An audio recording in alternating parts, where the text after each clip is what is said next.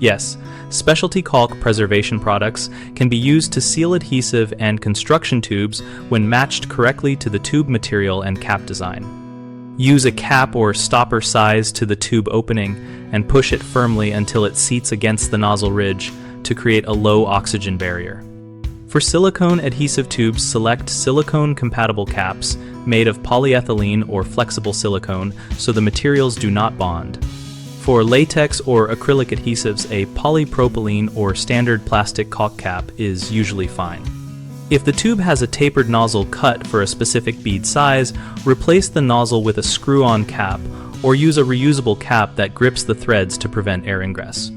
For uncured product left in the nozzle, insert a small plug of plastic wrap or wax paper before capping to block direct surface contact and make removal easier.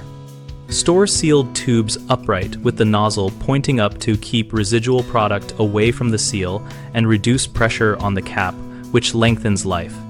Label stored tubes with the date and product type and rotate stock, so older tubes are used first.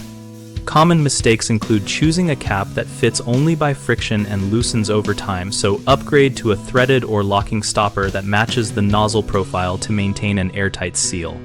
People assume all plastics are compatible and end up with caps that chemically bond to the adhesive.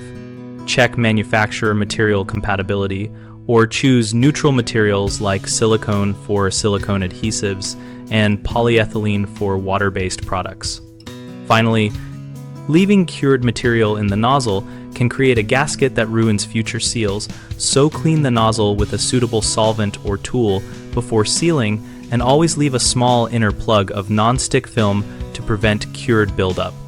At bighomeprojects.com, we connect homeowners with local contractors and provide a discussion community where users share real-world tips like the caps and stoppers that work best.